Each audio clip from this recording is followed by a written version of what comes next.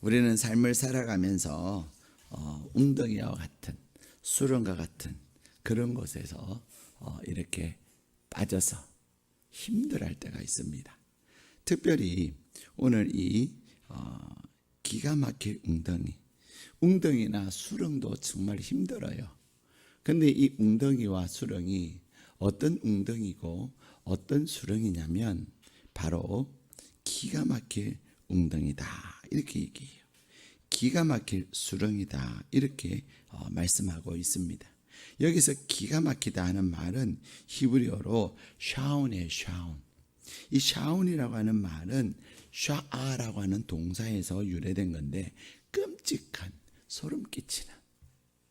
여러분 지난 5월 한 달을 지내면서 여러분들이 막 소름 끼쳤을 때가 언제입니까? 여러분들이 5월을 지내면서 막 끔찍했던 그냥 본 게 아니고 여러분 삶 속에서 막 소름이 막 끼치고 막 끔찍했던 그런 일이 있습니까? 그런 일이 있으면 안 되지만 그럼에도 불구하고 혹시 그런 유사한 일들이 있었다면 바로 그것이 바로 기가 막히는 거예요. 우리는 단순히 참 기가 막힌다 막 이런 얘기는 할 때가 있어요. 정말 기가 막힌 일이 참 많아요. 그죠? 정말 기가 막히는 일이 많아요. 그래서 우리는 기가 막힌 일을 경험할 때 그냥 웃어요. 그냥 웃고 어휴 이렇게 푸념하기도 하지만 뭐 그런 기가 막힌 것은 괜찮아요. 근데 오늘 본문에서 다윗이 고백하는 그 기가 막히다고 하는 것은요, 끔찍하고 소름 끼쳐서 두 번 다시 생각하고 싶지 않은 그러한 것을 기가 막히다 표현하고 있는 거예요. 근데 웅덩이도 종류가 많아요. 수렁도 종류가 많아요.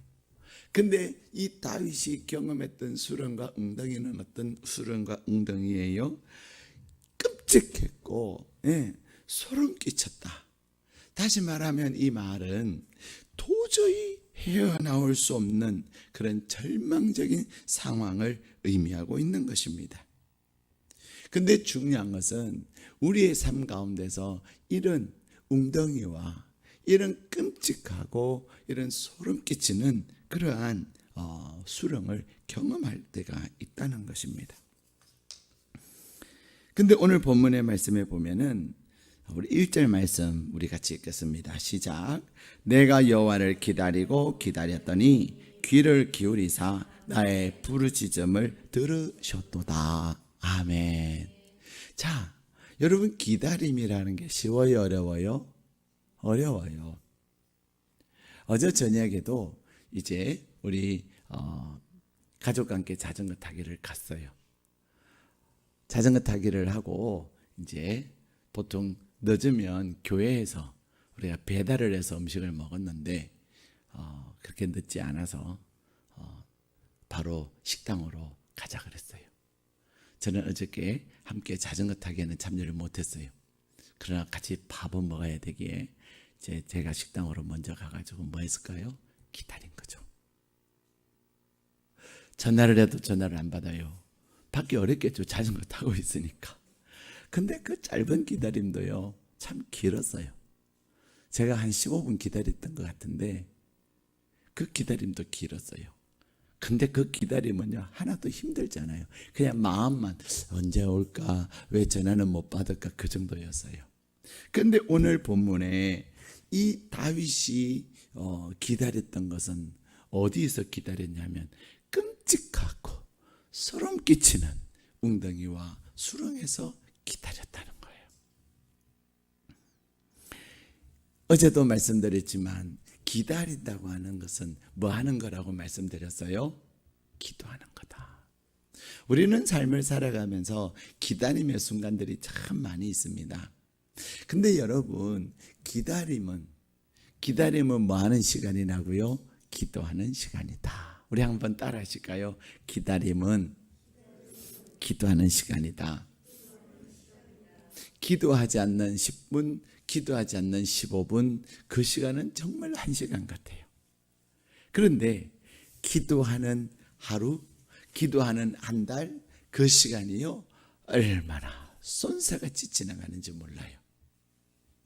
내가 기도하며 기다리는, 특별히 다윗은 이 끔찍한 소름 끼치는 웅덩이에서, 수렁에서 그가 기다리는 거예요. 오늘 본문의 말씀에 보면 내가 여호와를 기다리고 기다렸더니 귀를 기울이사 나의 부르짖음을 들으셨도다. 다윗은 그 끔찍하고 소름 끼치는 웅덩이에서 기다리는데, 그 기다린 가운데 뭐 했어요? 기다리고 기다렸더니, 이 말은 내가 기도하고 기도하였더니, 이어서도 이야기하지요. 내가 부르짖고 또 부르짖었더니. 그렇습니다. 우리가 기다림이라고 하는 것, 하나님께서 다윗에게 끔찍한 웅덩이와 끔찍한 수렁을 정말로 안타까운 것 같지만은, 당사자인 다윗으로는 피하고 싶지만, 하나님은 놀라운 계획과 뜻 가운데서 다윗에게 이 끔찍한 웅덩이와 끔찍한 수렁을 허락하고 계신다는 거예요. 왜 그럴까요? 이 끔찍한 웅덩이와 이 기가 막힌 소름 끼치는 수렁은 다윗으로 하여금 다윗이 되게 만드는 과정이었다는 것입니다. 저는 어제 비라는 사람을 비로소 알았어요. 비가 유명하잖아요, 그죠? 여러분들이 꼭 어제 오후 찬양 예배, 우리 청년 예배를 드리지 못하시면, 어제는 뭐 드리지 못하셨죠, 가족과 함께하는 주일 오후니까. 그러나 우리 청년들은 예배를 계속 드려요. 근데 어저께 전도사님께서 설교를 하시면서 비라는 사람을 소개를 했어요. 비라는 사람의 그 노래 중에 뭐 깡이라는 노래가 있나 봐요. 네. 전도사님 설교 중에 1일 1깡이었어요. 그러면서 이 비라는 사람이 그 노래를 2017년에 처음 발표를 했는데, 그때 너무너무 싸늘했대요. 사람들이 알아주지를 않았대요.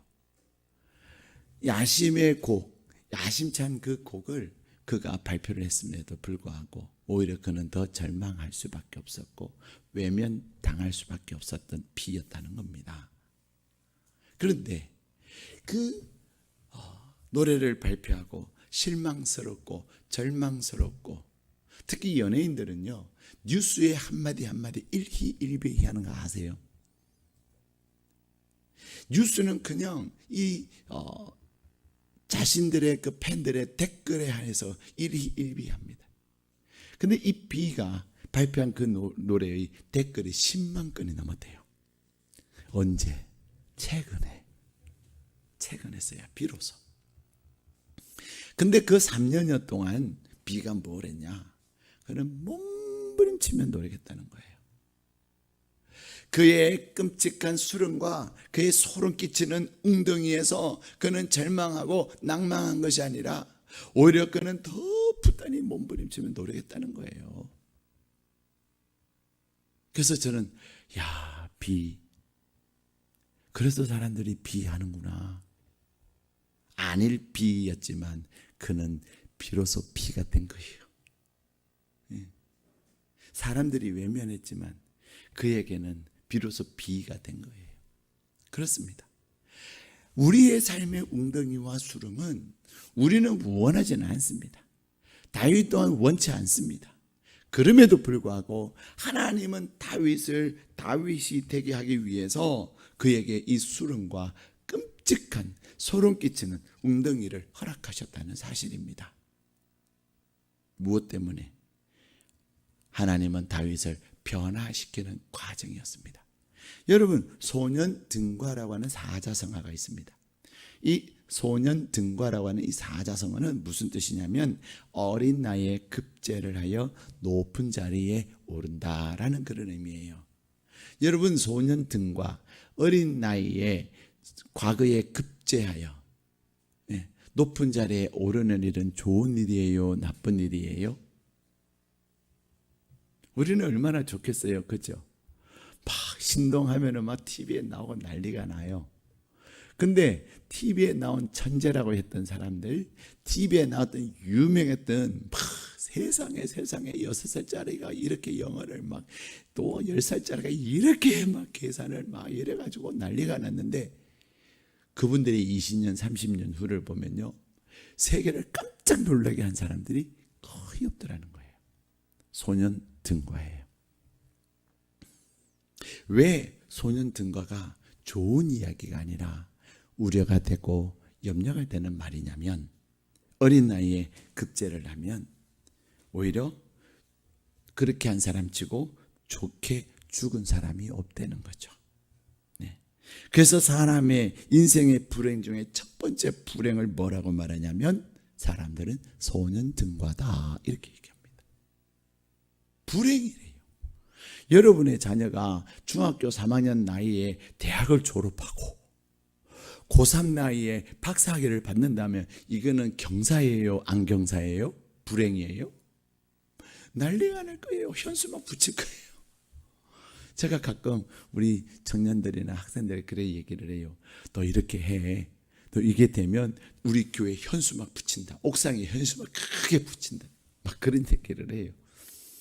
근데 여러분, 하나님은 이 소년 등거라고 하는 그것이 불행이라는 것입니다. 왜냐하면 너무 일찍 출세하면 나태해지고 교만해지기 쉽고 더 이상 발전하지 못할 때가 많다는 거예요. 이 소년 등가와 함께 오히려 우리가 참 좋아하는 말 중에 하나가 뭐예요? 대기만성이에요. 큰 그릇은 늦게 이루어진다. 50이면 어떻습니까? 60이면 어떻습니까? 70이면 어떻습니까?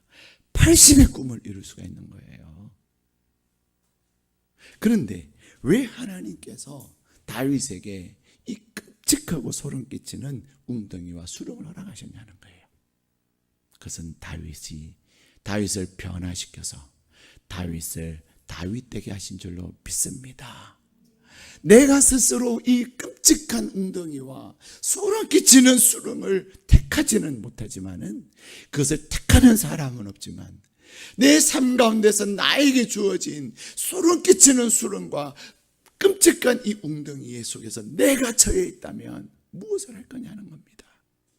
하나님은 나를 변화시키셔서, 하나님은 오늘의 다윗같이 우리를 만드시고 빚으시기를 원하시는데, 다윗이 다윗된 것은 끔찍한 수렁과 소름 끼치는 웅덩이 속에서 그가 기다리는데 어떻게 기다렸어요? 하나님 앞에 기도하며 기다렸다는 거예요. 하나님 앞에 기도하며 기다리는 가운데 그가 깨달은 몇 가지가 있습니다. 그게 무엇입니까? 하나님보다 앞서는 것은 어리석은 거구나. 다윗은 사울을 보면서 무엇을 배운 줄 아세요? 절대로 하나님을 앞서서는 안 되는구나. 하나님을 앞선다는 말이 뭐죠? 사울이 망한 결정적인 사건이 무엇입니까? 자기가 하나님 된 거예요. 블레셋과의 전쟁에서 그는 절대로 자기가 해서는 안 되는 제사 집례를 해버렸어요. 무엇 때문에 했을까요? 눈앞에 보이는 그 블레셋 군대들의 그 환호성, 눈앞에 펼쳐지는 막 전쟁이 일어날 것 같은 두려움, 그 두려움과 그 불안한 소리들이 결국 사울로 하여금 해서는 안 될 일을 저질러 버린 거예요. 물론 사무엘이 늦게 왔어요. 사무엘이 늦게 왔지만, 늦게 왔다고 자기가 하는 게 아니에요. 늦게 왔다고 자기가 하는 거 아니에요. 기다려야 되는 거예요. 하나님은 사울을 전쟁의 주인이 하나님이시고 전쟁에서 이기고 지게 하시는 분이 하나님이심을 사울이 인정하는 죄를 보고 싶은 것인 거예요. 그런데 사울은 자기 마음대로 해버린 거예요. 여러분, 절대로 신앙생활은 마음대로 하는 거 아니에요. 말씀을 따라서, 교회의 질서를 따라서, 하나님께서 부족하지만 세우신 종의 그 가르침을 따라서 순종하며 하는 것이 신앙생활이에요. 예. 그렇지 하지 않으면 그것은 신앙생활이 아니라 종교생활을 하는 거예요. 내가 믿고 싶은 대로, 내가 하고 싶은 대로 하는 거예요. 다윗은 그가 깊은 웅덩이와 끔찍한 수렁에서 그가 기도하는 가운데 깨달은 것은 절대로 하나님을 앞서서는 안 되는 거구나. 하나님이 허락하신 것 가운데서 내가 기다려야 되는 거구나. 여러분, 내가 수렁에서 그다음 웅덩이에서 몸부림친다고 내가 나올 수 있습니까? 없습니다. 특별히 구원이라고 하는 것은 어떤 것입니까? 이 구원이라고 하는 말은요, 건져내다는 거예요. 여러분, 건져내는 것에는 내 어떤 노력이 필요한 게 하나도 없어요. 우리가 내가 노력했다고 말한다면 딱 한 가지예요. 뭐예요? 그냥 건져내는 자를 향한 손내민 거. 그 다음에 내가 여기 있다고 소리치는 거. 그거밖에 없어요. 그 외에는요, 내가 할 수 있는 게 하나도 없어요. 건져내면, 구원은 오직 하나님께로부터 나는 것입니다. 그것을 다윗은 끔찍한 웅덩이와 소름 끼치는 수렁에서 깨달은 거예요. 그래, 순종하자. 이 환경 안에서 내가 해야 될 것을 찾자. 내가 이 상황 속에서 내가 하나님을 경험하고, 내가 이 상황 속에서 그럼에도 불구하고 내가 준비하고, 내가 또 준비해야 될 것을 준비하자. 많은 사람들은 끔찍한 웅덩이와 술을 끼치는 수렁에서는요, 포기합니다. 내가 여기에서 뭘 하는데 무슨 소용이 있냐? 내가 노력한다고 되냐? 내가 최선을 다한다고 되냐? 그러면서 날마다 불평하고 원망만 하는 거예요. 그 좁은 하늘을 쳐다보면서. 그러나 조금 전에도 말씀드린 것처럼 B라는 사람은요, 그러지 않았어요. 사랑하는 여러분, 하나님께서 다윗을 술을 끼치는 웅덩이와 끔찍한 수렁에서, 수렁 가운데 있게 하신 것은 다윗을 소년 등과하여 불행한 자가 되지 않게 하기 위해서. 그래서 그는 그곳에서 무엇을 배워요? 기도를 배워요. 그곳에서 하나님을 의지하는 것을 배우는 것입니다. 그래서 하나님 경외하는 것을 배우는 거예요.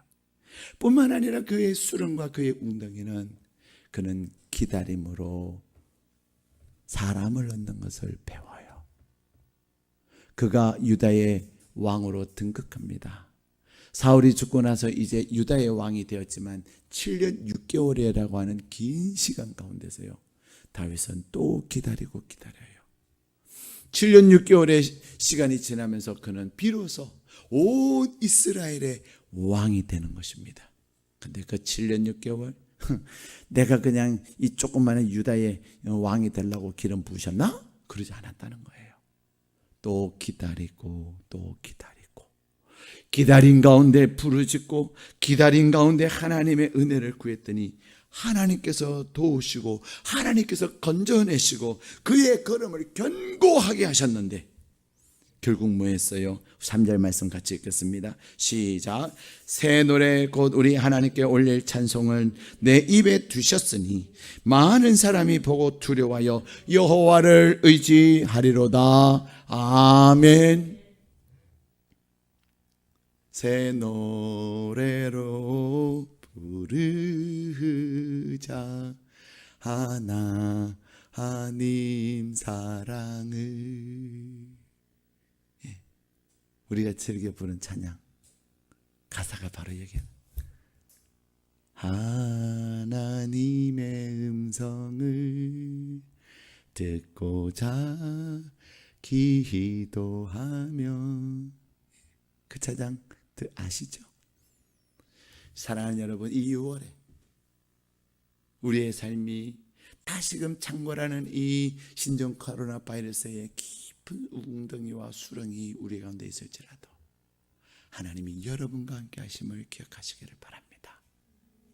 오히려 이 기간에 우리는 사람들과 비대면하고 우리는 우리가 할 수 있는 것, 다닐 수 있는 것이 많이 제한이 있는 것 같을지 몰라도 그 가운데 더 하나님 안에서 기도하고 그 안에서 더 하나님의 말씀 안에 풍성함을 거하면서 하나님의 때를 기다리고 하나님의 일하심을 기다릴 때 성령 하나님께서 여러분들로 하여금 하나님께 찬송을 할 수 있는 것들을 허락하실 뿐만 아니라 많은 사람들이 여러분을 보고 두려워하고 많은 사람들이 여러분을 보면서 하나님을 의지하게 하는 복의 통로가 되는 복된 6월 되시기를 주님의 이름으로 축복합니다. 우리 함께 기도하시겠습니다.